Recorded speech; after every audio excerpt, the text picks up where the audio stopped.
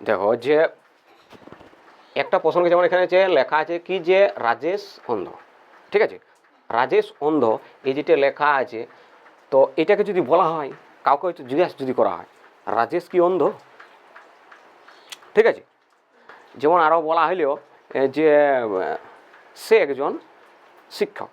এবার এই প্রশ্নটা কাউকে হয়তো জিজ্ঞেস করা হয়, হয়তো কারোর সাথে যখন গল্প করি তখন হয়তো জিজ্ঞাসা করলি যে সে কি মানে এই শিক্ষক বটে বা সে কি শিক্ষক, তাহলে এই যে সে কি শিক্ষক সেটাকে কি মানে ইন্টারোগেটিভ সেন্টেন্স বলা হয় বা কী প্রশ্ন করা হয়, তাহলে এই প্রশ্নটা কীভাবে করা হবে সেটাই শিখা হবে, ঠিক আছে।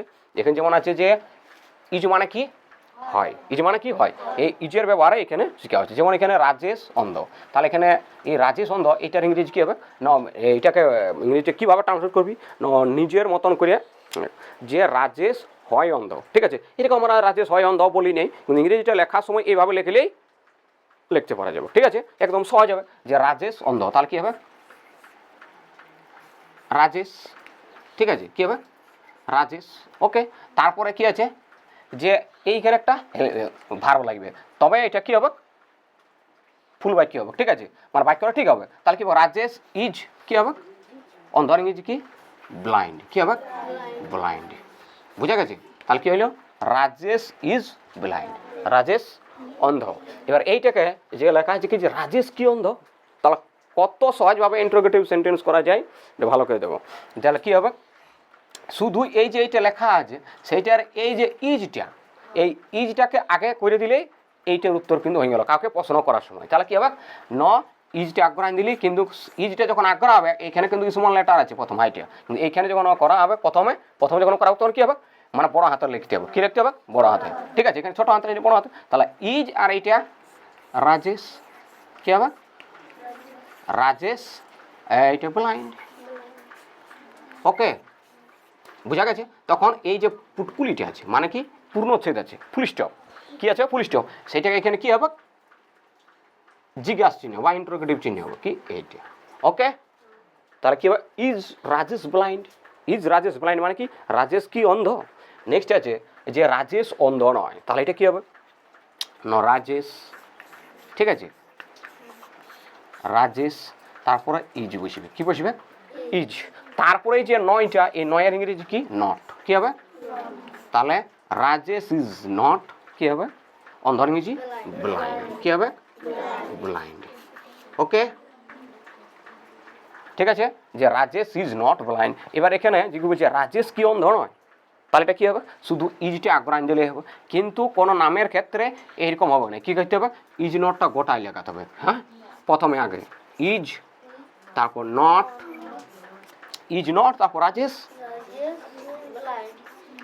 Rajesh blind, is not Rajesh আর ইন্টারোগেটিভ চিহ্ন বা প্রশ্ন চিহ্ন, ওকে।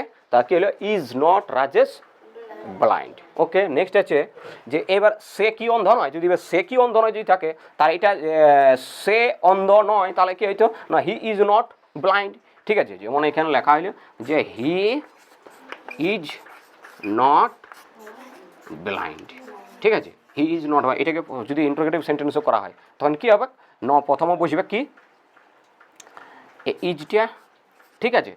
এবার এখানে নটটা আগে আসেছে কিন্তু এই নটটা কি হবে আগে আসবে না, ইজ এই হিটাই হবে, ঠিক আছে, তারপরে নট, নট কি হবে ব্লাইন্ড, কি হবে ব্লাইন্ড, ওকে।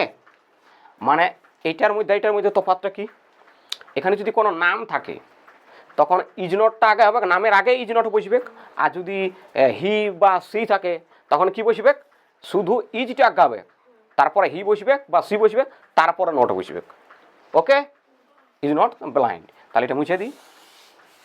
নেক্সট হচ্ছে কে অন্ধ, এই যে কে অন্ধ এটাকে কীভাবে ইংরেজি লেখাতে হবে ন, এই কের ইংরেজি কি কালকে শিখে হয়েছে হু, কের ইংরেজি কি হু, তারপর এখানে এখানে কি বসবে একটা ভার্ব ইজ, হু ইজ অন্ধ ইংরেজি কি blind, who is blind, okay.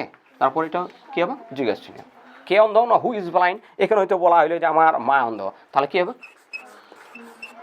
My mother কি হবে is blind. My mother is blind. এই যে এখানে ধরো কোনো এরকম যখন ইংলিশ টু ইংলিশে অনুসার করবি তখন কী হবে, যেমন এখানে হু আছে, এই হুটার বদলে শুধু এই মাই মাদার বা যে হবে সেটা লিখে দিল। যেখানে তো প্রশ্ন করা হলো যে হু ইজ ব্লাইন্ড, মানে কে অন্ধ, তাহলে এই হুটার জায়গায় উত্তরটা লেখার সময় এই হয়তো মাই মাদার লিখতে পারো, মাই ফাদার হতে পারে, মাই সিস্টার হতে পারে, মাই ফ্রেন্ড হতে পারে, ওই যে কোনো হতে পারে। হ্যাঁ, এখানে যদি বলা হয় যে কারো নামও হবে যে রাহুল অন্ধ হয়, তাহলে রাহুল ইজ ব্লাইন্ড। ওকে, বোঝা গেছে? তাহলে ইন্ট্রোগেটিভ সেন্টেন্সটা কীভাবে করতে হবে, নয় হেল্পিং ভার্বটা আগ্রাইন দিলে হয়ে যাবে। ঠিক আছে, হেল্পিং ভার্ব কোনটা, ইজটা। ঠিক আছে, এখানে যেমন এই যে রাজেশ ইজ ব্লাইন্ড, এইজটা আগ্রাইন কী হবে, ইজ রাজেশ ব্লাইন্ড। তাহলে এবার বোঝা গেছে, ক্লিয়ার?